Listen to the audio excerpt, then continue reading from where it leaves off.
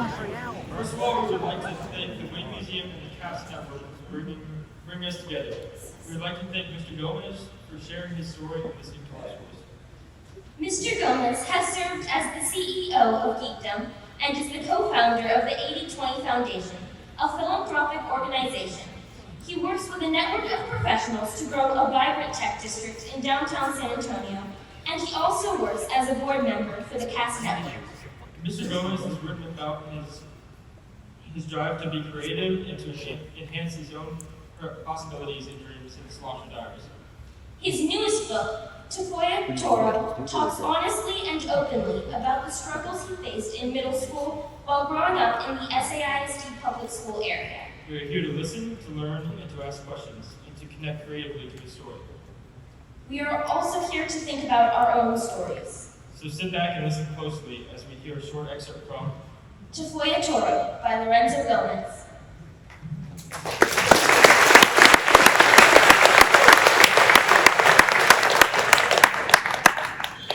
The End of Innocence. It's 1992. Lorenzo is 11 years old and Marty is 9 years old. When I was in 5th grade, my younger sister, Marty, and I would walk home from Woodrow Wilson Elementary School together. We had to walk across the Interstate 10 bridge to reach our house, which was on West Hermosa. Which ironically means beautiful in Spanish. But there was nothing beautiful about my dead-end street in San Antonio, Texas. We would always hold hands as we crossed the bridge, and it was my daily reminder that I was her big brother. And a good big brother always protects his little sister. Marty and I had walked home across that bridge more than 100 times. It was always empty, and all we could hear were the cars passing below. On this day, we saw something we had never seen before, a crowd of big kids. That's what we call the middle and high school kids. And they were everywhere. As we approached the bridge, the big kids came up behind us, as if they had decided to walk home with us that day. There must have been 50 guys around, ahead of us, and behind us. Marty squeezed my hand and whispered, Lencho, why are all these big kids out? I don't know. As we walked up the bridge, we saw another 50 big kids coming from the other side of the bridge. I kept my head down and gripped Marty's hand tighter. We moved to the edge to avoid getting swept up in the crowd. We were surrounded by big kids and they didn't notice us. I felt like we were two ghosts passing in between them, like they could have walked right through us if they had wanted. That is, if they had even noticed us. As we scurried home, all I could see were red-winged cowboy boots. $200 boots construction workers buy once every 10 years. I don't really know why I remember that detail. I think I was so afraid that I didn't want to look the big kids in the eye. Because I was staring down, all I could see were their shoes. We got to our front door. Marty and I stood on the step, still wearing our backpacks that were bigger than we were, and watched. They all stood there, still and quiet. It looked like a couple of them talked to each other. Then, as if lightning had struck, an explosion of fists, yelling, rushing. The bridge, which had chain link fences covering the top and both sides, became the scene of a 100-man cage fight. It's not safe.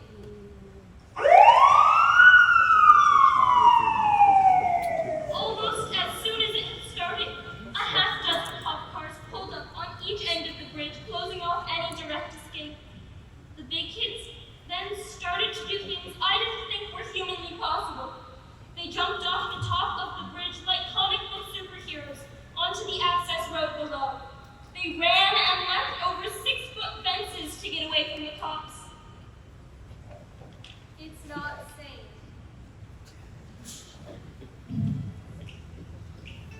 The cops could only catch a fraction of these guys.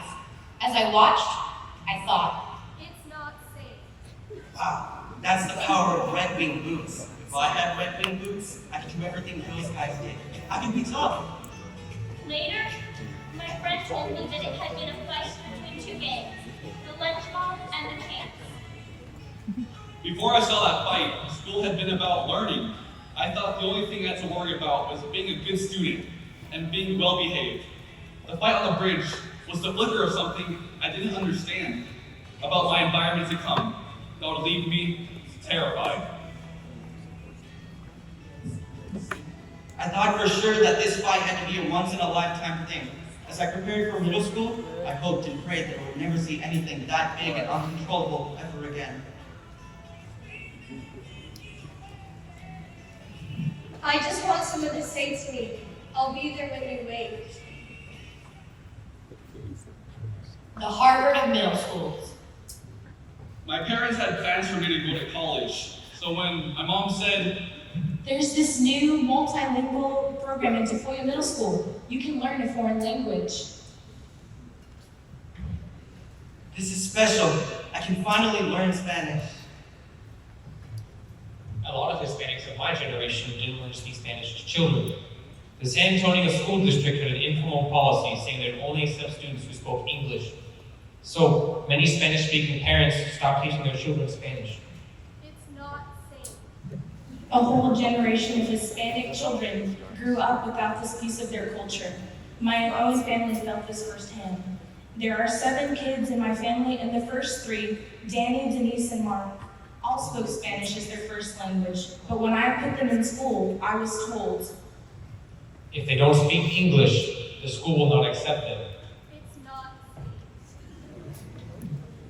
I've often felt that I'm a broken Mexican because I don't speak my mother tongue. I want to speak Spanish. no, you're going to learn Latin, because Latin will help you break down words forever. It'll help you on your SATs and in whatever you decide to study in college. I fought her, but in the end, she was the boss.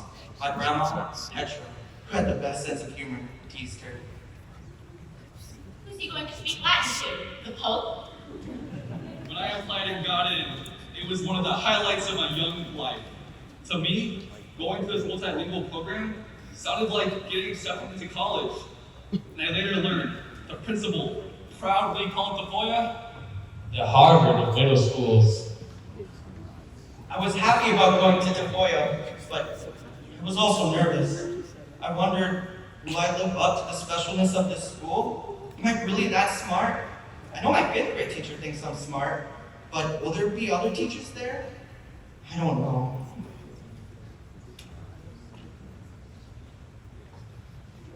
She wanted me to be brave.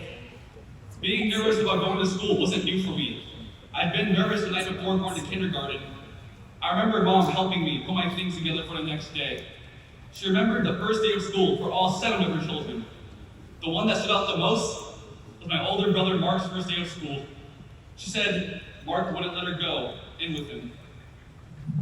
No, Mom, I'm okay. Go home. I got this. He just marched into school. The rest of the Gomez clan, on the other hand, were crying soggy messes on our first day of school. She wants me to be like Mark. She wants me to be brave. I didn't feel brave. I was scared and I was nervous, but I put on a brave face for my first day of kindergarten. At 5 years old, I already was pretending to be someone I wasn't. As an adult, I now know I was telling myself a lie. I should have said, Mom, I'm really nervous and scared. and let her say, It's okay for you to be nervous and scared. the fact that I didn't speak up was the start of some bad habits in my thinking. My desire to not worry my mom was greater than the fear I was feeling. I unconsciously created a false story in my head, which was, This is what she wants me to do, and I need to be this other person I'm not. He carried that fear and anxiety with him. He loved 5th grade, but he was very nervous and scared about middle school. He didn't weigh more than 100 pounds until after he graduated high school. after seeing that fight on the bridge, I was even more aware of how small and weak I was. If being brave meant being in a fight like the one on the bridge, then I was in big trouble. I should probably get some Red Wing boots pronto. Remembering my past. There are certain thoughts in your head that are like carbon monoxide. They're odorless and tasteless, and before you know it, they poison your mind. That's what happened to me. In middle school, my nervousness and anxiety tipped. I had all kinds of thoughts in my head about who I was supposed to be and who the people around me were.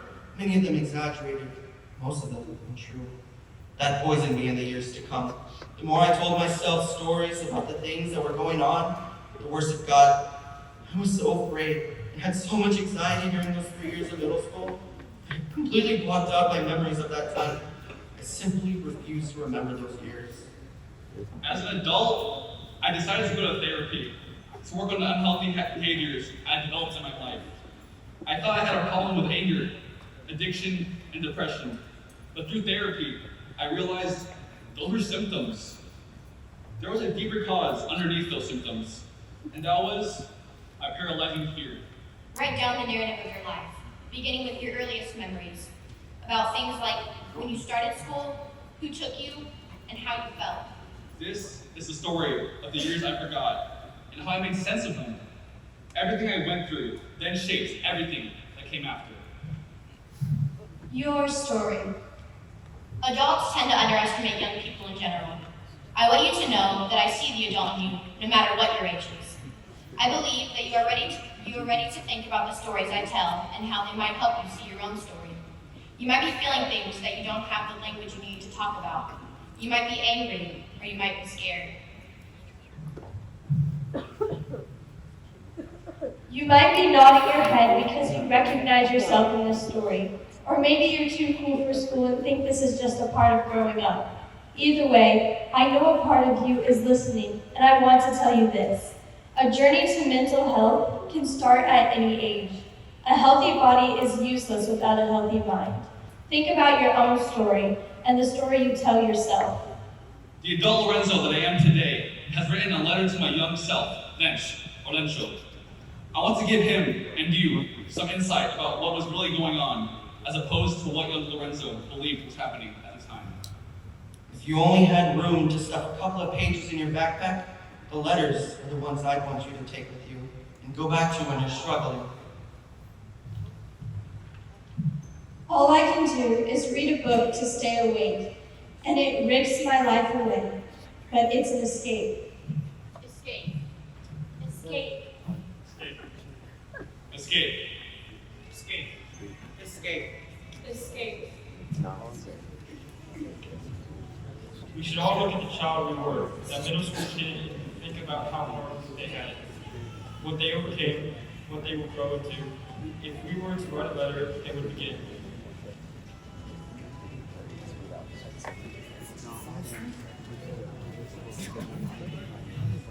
Dear middle school Kana, please be yourself. You don't need to make up lies about yourself to make others happy. Their words don't define you. Dear James, never be cruel, never be cowardly, and always be kind.